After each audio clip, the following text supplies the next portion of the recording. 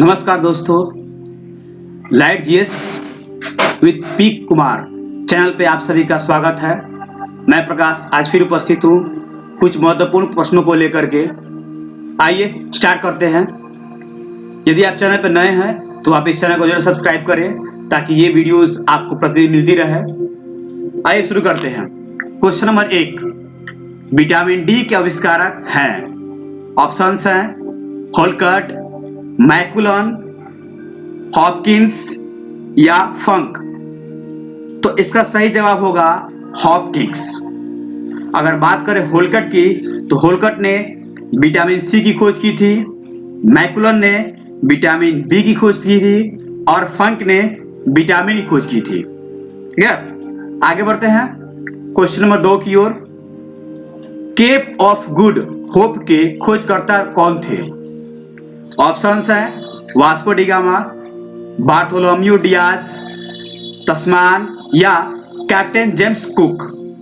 तो इसका सही जवाब होगा बार्थोलोम्यू डियाज। कहीं कहीं बार्थोलोम्यू भी लिखता है। ठीक है, अगर बात करें वास्को डी गामा की तो वास्को डी गामा ने भारत की खोज की थी 1498 में। तस्मान की बात करें तो तस्मान ने तस्मानिया और न्यूजीलैंड की खोज की थी। कैप्टन जेम्स कुक इसने ऑस्ट्रेलिया की खोज की थी। अगर बात करें पुर्तगालियों की तो हम सभी जानते हैं कि पहला पुर्तगाली वास्को डी गामा था जो भारत आया था, जिसने यहां से व्यापार किया और उसे काफी ज्यादा मुनाफा हुआ। भारत में तंबाकू की कृषि, प्रिंटिंग प्रेस आरंभ करने का श्रेय भी पुर्तगालियों को ही दिया जाता है। उस समय पुर्तगालियों की नौसेना जो है वो काफी स्ट्रॉन्ग थी। उन्होंने उस समय समुद्र पर अपना काफी ज्यादा आधिपत्य जमा कर रखा हुआ था। आगे बढ़ते हैं क्वेश्चन नंबर 3, भारत में इंडियन प्रीमियर लीग यानी आईपीएल की शुरुआत कब हुई थी? ऑप्शंस हैं 2007, 2010, 2008 या 2009। तो इसका सही जवाब होगा 2008। 2008 में ही आईपीएल की शुरुआत भारत में हुई थी। बात करें आईपीएल की तो वर्ल्ड में सबसे बड़ा क्रिकेट लीग T20 भारत का ही है। ठीक है, अगर बात करें इस आईपीएल की तो जो सबसे पहले जो 2008 में हुआ था तो उसमें विजेता था राजस्थान रॉयल्स टीम और उप विजेता था चेन्नई सुपर किंग्स। अभी वर्तमान में 2020 में जो आईपीएल हुआ है वो हुआ है यूएई में और इसमें विजेता रहा मुंबई इंडियंस और उप विजेता रहा दिल्ली। आगे बढ़ते हैं क्रिकेट की तो क्रिकेट की शुरुआत इंग्लैंड में हुई थी। अगर बात की जाए आईसीसी का हेडक्वार्टर तो ये दुबई यूएई में है और इसके वर्तमान में अध्यक्ष ग्रेग बर्कले है। ठीक है, अगर बात करें बीसीसीआई की तो बीसीसीआई के अध्यक्ष सौरव गांगुली है। क्रिकेट पिच की लंबाई 22 गज होती है और क्रिकेट में 11 प्लेयर होते हैं। अभी वर्तमान 2021 का आईपीएल जो है भारत में आयोजित हुआ था, लेकिन कोविड-19 के कारण वो स्थगित हो गया है और ऐसी बातें हो रही है कि हो सकता है वो यूएई में फिर से बचे हुए मैच का आयोजन कराया जाए। आगे बढ़ते हैं क्वेश्चन नंबर 4 की ओर। क्वेश्चन है वैश्विक शांति सूचकांक के अनुसार भारत का स्थान है 63वां, 139वां, 129वां या 144वां। इसका सही जवाब होगा 139वां। वैश्विक शांति सूचकांक जारी कौन करता है? तो यह institute for economics and peace द्वारा जारी किया जाता है। इसमें भारत का स्थान 139वां है। अगर बात की जाए पहले स्थान की तो पहले स्थान पर आइसलैंड है, दूसरे स्थान पर न्यूजीलैंड है, तीसरे स्थान पर पुर्तगाल है, चौथे पे ऑस्ट्रिया है, 5 पे डेनमार्क है। अगर बात करें सबसे लास्ट यानी 163वें स्थान पे तो वो अफगानिस्तान का नाम आता है। आगे बढ़ते हैं क्वेश्चन नंबर 5 की ओर। रंपा जनजातीय विद्रोह का नेतृत्व किसने किया था? ऑप्शंस है बिरसा मुंडा, दौलत सिंह, अल्लूरी सीतारामाजू, राजा पराहत। इसका सही जवाब होगा अल्लूरी सीतारामाजू। अगर बात करें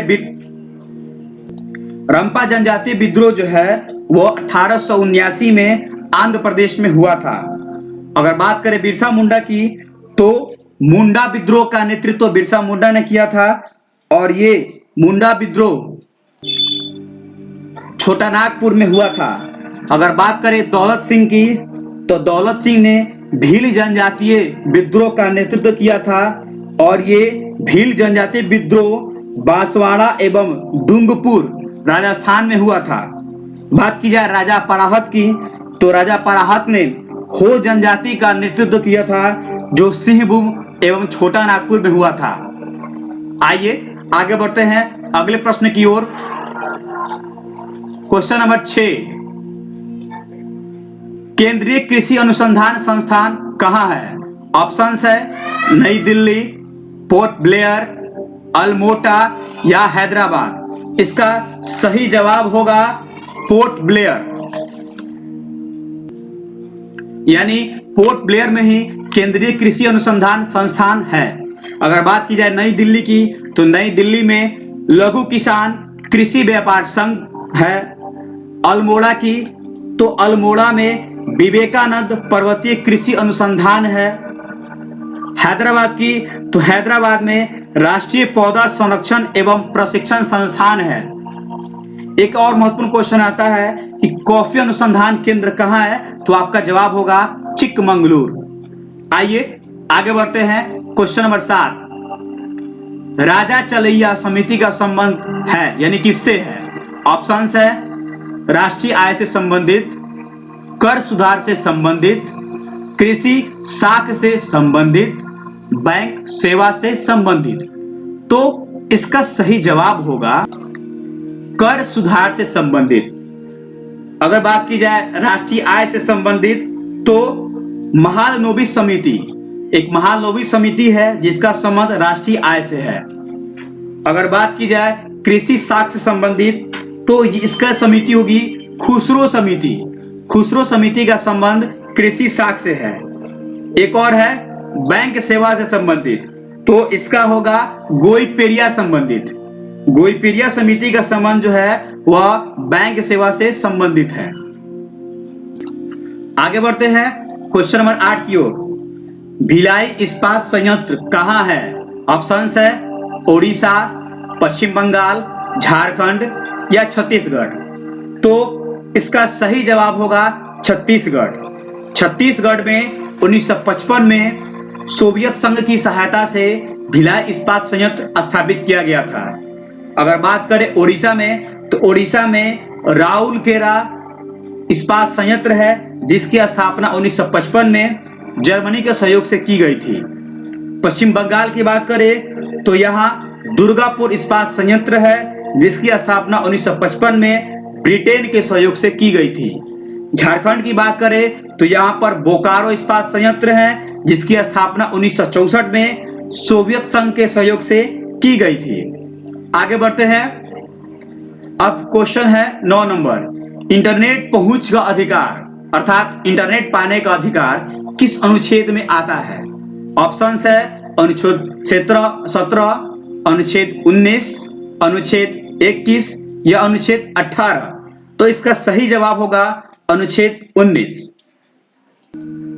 अगर बात की जाए अनुच्छेद 19 की, तो ये काफी महत्वपूर्ण अनुच्छेद है। इसके द्वारा में बहुत सारे अधिकार दिए गए हैं, जैसे कि वाक एवं अभिव्यक्ति की स्वतंत्रता, यानी हम किसी भी मुद्दे पर अपनी बात को रख सकते हैं, अभिव्यक्त कर सकते हैं।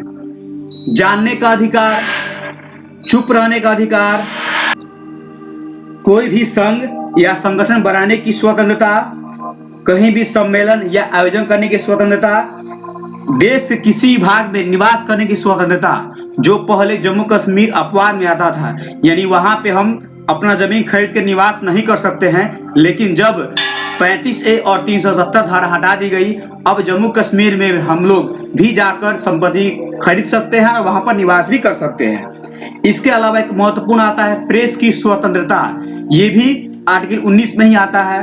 या आपसे क्वेश्चन करेगा कि निजी भवनों पर झंडा फहराने की स्वतंत्रता, ये भी आर्टिकल 19 में ही आता है। किसी भी उत्पाद का प्रचार करने की स्वतंत्रता, ठीक है, या देश के किसी भी कोने में घूमने की स्वतंत्रता, ये जितने भी अधिकार हैं ये केवल और केवल आर्टिकल 19 में ही आते हैं। अगर बात करें आर्टिकल 17 की तो आर्टिकल 17 में जो है अस्पृश्यता का अंत है, यानी कोई भी नागरिक जो है किसी भी धर्म, जाति, वंश, नस्ल के आधार पर किसी व्यक्ति से भेदभाव नहीं कर सकता है। इसी को कहा जाता है अस्पृश्यता, यानी कि छुआछूत। कोई व्यक्ति छुआछूत का जो है किसी व्यक्ति के साथ नहीं कर सकता है। जैसे पहले जो है ऐसी बहुत सारी थी कि हम हमारे समाज में देखे थे हम लोग की छोटी जातियों के साथ बड़े जाति के लोग जो है बैठना या उन्हें टच करना पसंद नहीं कर सकते थे। इससे सामाजिक भेदभाव उत्पन्न होता था। तो अब जो है अनुच्छेद 17 ये कहता है कि हम किसी भी तरह का भेदभाव नहीं कर सकते हैं, या यदि कोई ऐसा करता है तो इसके खिलाफ हम कोर्ट जा सकते हैं। आगे बढ़ते हैं आर्टिकल 21।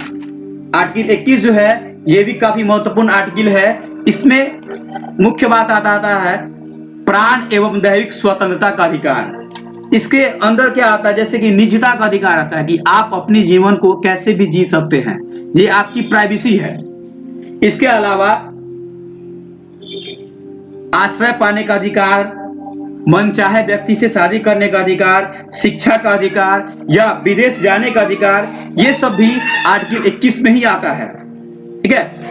जैसे एक क्वेश्चन आता है कि मरने का अधिकार व्यक्ति भारतीय संविधान के द्वारा दिया गया है कि नहीं, तो बिल्कुल नहीं, किसी व्यक्ति को मरने का अधिकार नहीं दिया गया है। अर्थात सक्रिय इच्छा मृत्यु का अधिकार किसी को नहीं दिया गया है। हाँ, निष्क्रिय इच्छा मृत्यु का अधिकार जो है दिया गया है। यदि कोई व्यक्ति जो है अगर उपकरण के सपोर्ट पे काफी दिनों से आईसीयू में है या कोमा में है, उसके बचने का कोई चांस नहीं है, तो वो कोर्ट से राइट लेकर के उसके उपकरण यानी उसकी जो दवा दी जा रही है वो अगर न दी जाए, उसके उपकरण जो उसके बॉडी में लगे हटा दी जाए, तो उसकी मृत्यु हो सकती है, यानी कि उसे निष्क्रिय इच्छा मृत्यु का अधिकार कोर्ट से मिल सकता है। ऐसे जनरली जो है सुसाइड करने का अधिकार जो है हमारे संविधान ने हमें नहीं दिया है।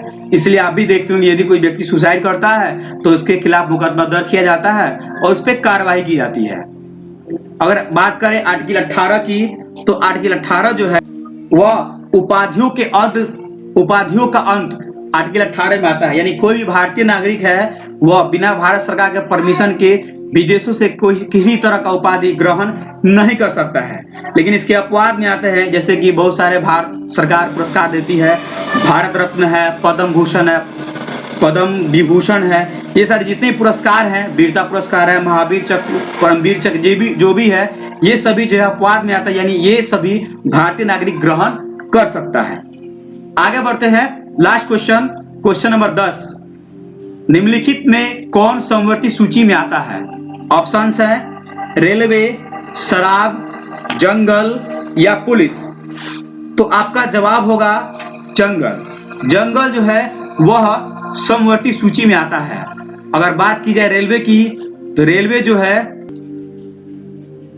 जो है वह संघ सूची में आता है, शराब जो है वह राज्य सूची में आता है, पुलिस जो है वो भी राज्य सूची में आता है। अब ये सूचियां क्या होती है थोड़ा सा हम लोग जान लेते हैं।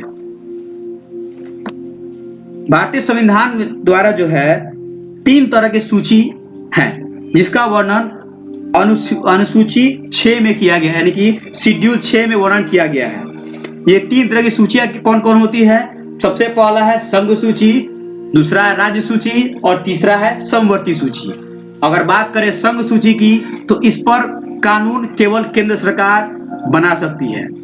राज्य सूची की बात करें तो इस पर कानून बनाने का अधिकार केवल और केवल राज्य सरकार को है। लेकिन कुछ ऐसे मामले होते हैं जिस पर राज्य सरकार और केंद्र सरकार दोनों मिलकर कानून बनाते हैं, जिसे समवर्ती सूची कहा जाता है।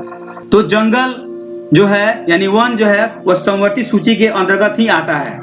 कुछ ऐसे और भी चीज हैं जिनको 42वां संविधान संशोधन करके समवर्ती सूची में शामिल किया गया है, जैसे अधीनस्थ न्यायालय, नापतौल, शिक्षा, वन अर्थात जंगल, जनसंख्या नियंत्रण, इन सभी को भी समवर्ती सूची में शामिल किया गया है ताकि इस पर राज्य सरकार और केंद्र सरकार दोनों मिलकर कानून बना सके।